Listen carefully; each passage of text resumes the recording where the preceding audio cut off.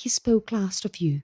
His eyes brightened and hardened, and his manner changed to what I remember it in past times, to that mixture of pitiless resolution and mountebank mockery which makes it so impossible to fathom him. "Warn Mr. Hartright," he said in his loftiest manner. "He has a man of brains to deal with, a man who snaps his big finger at the laws and conventions of society when he measures himself with me. If my lamented friend had taken my advice, the business of the inquest would have been with the body of Mr. Hartright. But my lamented friend was obstinate. See, I mourn his loss inwardly in my soul, outwardly on my head. This trivial crape expresses sensibilities which I summon Mr. Hartright to respect. They may be transformed to immeasurable enmities if he ventures to disturb them. Let him be content with what he has got, with what I leave unmolested, for your sake, to him and to you. Say to him, with my compliments, if he stirs me, he has Fosco to deal with. In the English of the popular tongue, I inform him Fosco sticks at nothing. Dear lady, good morning." His cold grey eyes settled on my face. He took off his hat solemnly, bowed bareheaded, and left me.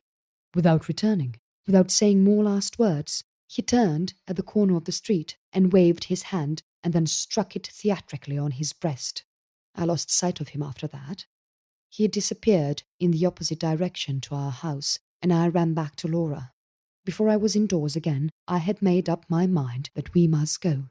The house, especially in your absence, was a place of danger instead of a place of safety, now that the Count had discovered it. If I could have felt certain of your return, I should have risked waiting till you came back. But I was certain of nothing, and I acted at once on my own impulse.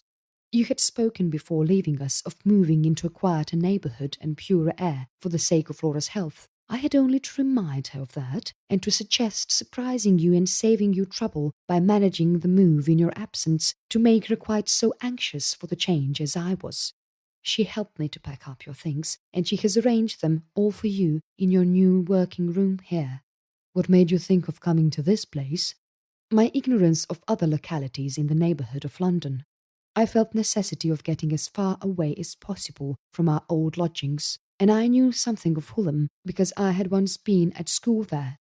I dispatched a messenger with a note on the chance that the school might still be in existence. It was in existence. The daughters of my old mistress were carrying it on for her, and they engaged this place from the instructions I had sent. It was just point time when the messenger returned to me with the address of the house. We moved after dark. We came here quite unobserved. Have I done right, Walter? Have I justified your trust in me?" I answered her warmly and gratefully, as I really felt. But the anxious look still remained on her face while I was speaking, and the first question she asked, when I had done, related to Count Fosco. I saw that she was thinking of him now with a changed mind. No fresh outbreak of anger against him, no new appeal to me to hasten the day of reckoning escaped her. Her conviction that the man's hateful admiration of herself was really sincere seemed to have increased 100-fold her distrust of his unfathomable cunning, her inborn dread of the wicked energy and vigilance of all his faculties. Her voice fell low, her manner was hesitating, her eyes searched into mine with an eager fear when she asked me what I thought of his message and what I meant to do next after hearing it. "Not many weeks have passed, Marian," I answered, "since my interview with Mr. Curll.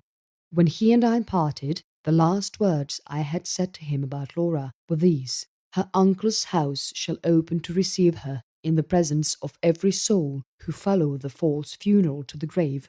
The lie that records her death shall be publicly erased from the tombstone by the authority of the head of the family, and the two men who have wronged her shall answer for their crime to me, though the justice that sits in tribunals is powerless to pursue them.